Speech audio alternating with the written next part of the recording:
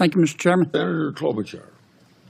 Thank you, Mr. Chairman. Mr. Bove, I was just listening to my colleague, Senator Kennedy's questions, and one of your answers was that you felt that these charges should be dropped against the mayor because he was campaigning. It would interfere with his campaigning. It would interfere with his ability to do your job. So then is it your position that that's the reason that you shouldn't be able to ever prosecute any elected officials, regardless of party, because it might interfere with their campaigning if they commit murder, if they are committing a major white-collar crime, if they are taking bribes, that the reason is that they're campaigning? Because they're always campaigning, Mr. Bove. So I was just stunned by that answer. I'm sorry, I didn't mean to be stunning, Senator. I think it's a fact and circumstances determination. It's case specific. In that particular case, based on the charges and the manner in which the case was pursued, I did think that there was, and the department thought, for the reasons we laid out in our brief, that the prosecution placed an inordinate burden on the mayor's ability to protect the city and to campaign in an ongoing election cycle.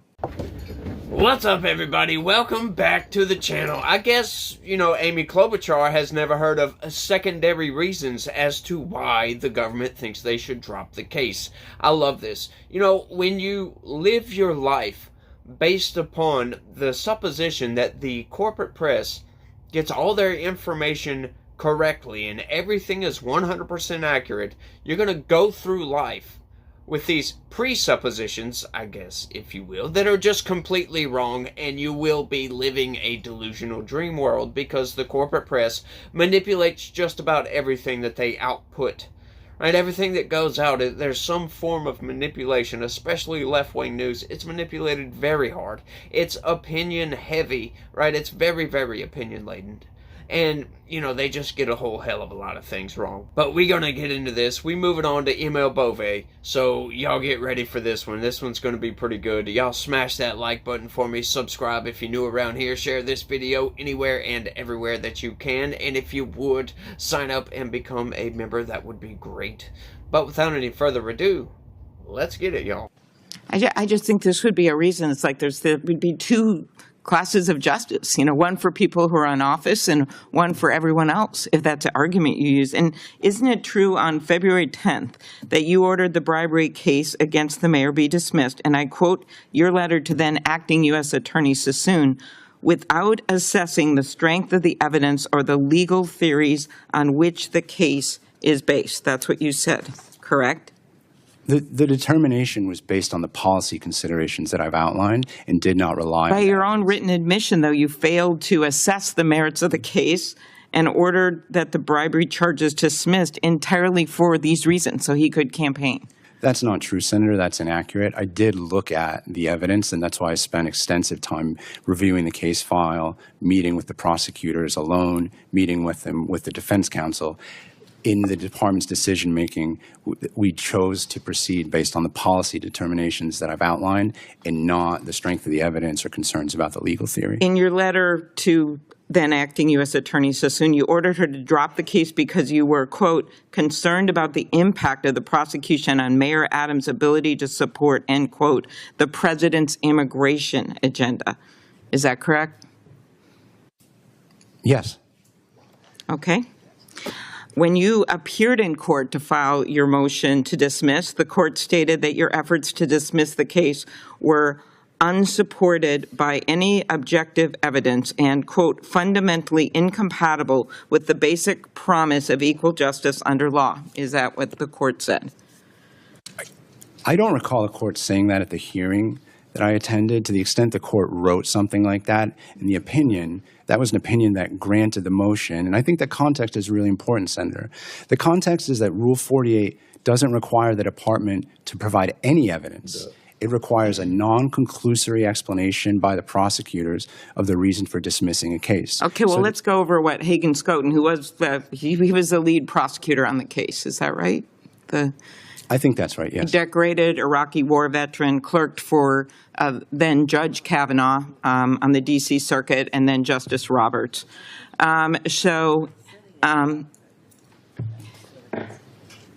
In his letter, he says that Damian Williams' role in the case somehow tainted a valid indictment supported by ample evidence and pursued under 4 different U.S. attorneys. This was your reasoning because you said you felt that the former U.S. attorney somehow tainted this case. But yet, as Hagen-Skoton pointed out, it was pursued under 4 different U.S. attorneys. He said that this reasoning is so weak as to be transparently pretextual. Why do you think he said that? So I'd like to begin by just confirming that I respect Hagen's military service and his public service. And the fact that we disagree on this particular issue is not meant to disparage him in any way. However, the department filed a brief explaining and elaborating on the basis for our motion.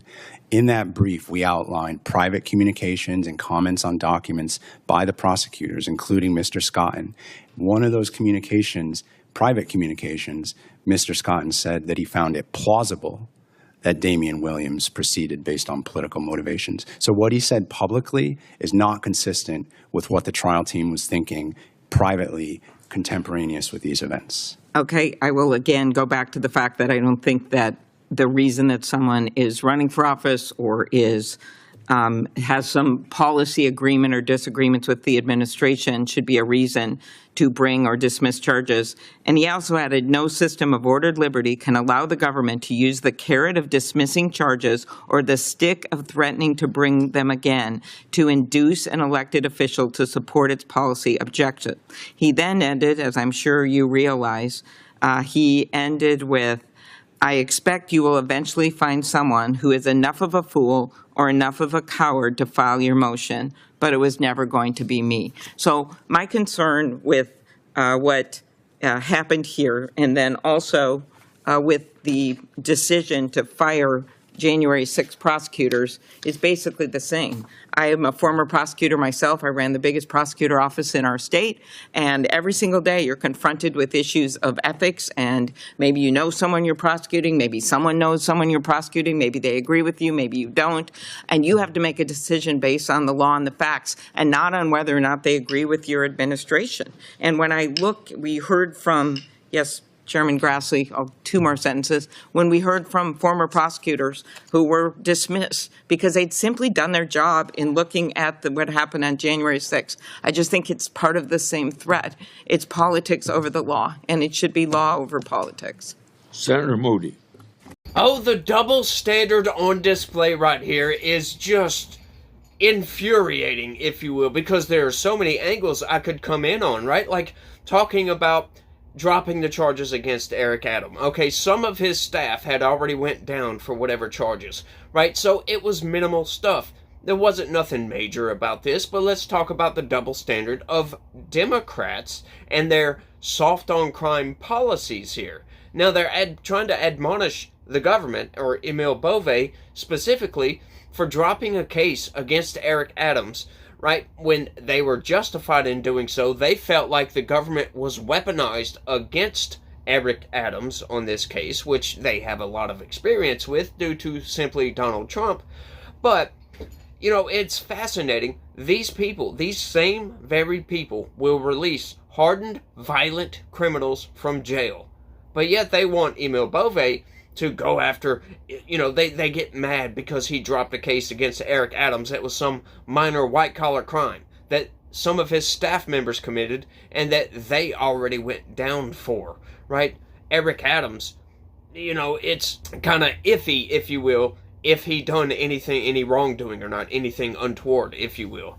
But it's so fascinating to watch the double standard just play out in this. Well, let's talk about January 6th.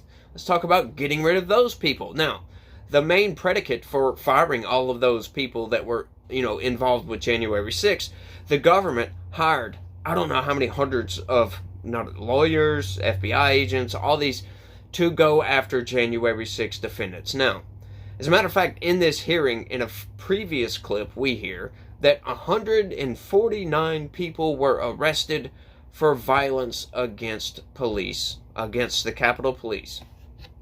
Well, hang on just a second. The Department of Justice arrested and charged over 1,800 people. What does that tell you, folks? It tells you there's a lot a lot of peaceful protesters that were arrested spent time in prison. Right? These are people that the FBI went after. The FBI was weaponized to go after these people. Now, Imo Bove won't say this, but they used the predicate that they were probationary employees, and at the time, the government was on a, get rid of all probationary employees spree. That's exactly what they were doing from every department. So there is no conflict of interest, if you will, because they were firing people from every single department, probationary employees to be specifically. Now, they won't say this, like I said, but I will. Get rid of the weaponized deep state, for crying out loud. I cheer for this. I love it. Get rid of these people. These people do not have the interests of the Constitution in mind. They do not have keeping Americans safe, because they will go after innocent Americans, arrest these people, throw them in jail, put them through the ringer for no apparent reason, all because, we have these political views over here. We have these traditional political views.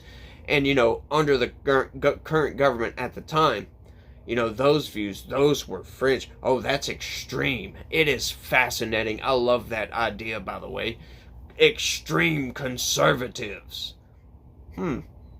That seems to be quite of the misnomer, if you will, and a bit of a contradiction, because conservatives means you want to conserve, keep things the same, if you will, to put it in plain terms, right? Just keep everything the same. Let's keep what we've got. We want to keep this, our traditions, our values, whatever that may be. So how can you be extreme in wanting to keep what is around? This is one of the ideas that come from the left, that you can have this extreme conservative base over here. It just doesn't ever make any sense. But I cheer for this. I love this. And I love the double standard coming from Democrats specifically in this, because like I said, folks, none of it ever makes any sense. When you get a Democrat, it's all fake outrage is what this is, essentially, is what I'm trying to get to. It's fake outrage. They just want to make this scene and blow things up, all in a bid to signal their virtue to Democrats all across the country. Oh, we're standing up for you. We are in opposition to everything that is Donald Trump. As a matter of fact, even though it's not even politically advantageous for them to be in opposition of Donald Trump, because TDS right now is at its peak, and it's just continuing to rise. And I really don't get that, but there are some out there that are starting to see that the TDS, that's all it is. It's just Trump derangement syndrome, just for the sake of opposition to Donald Trump. They don't even know what they're opposing at this point anymore. It's all very, very fascinating, but I think I've rambled on for long enough. Y'all let me know what y'all think. That's all I got.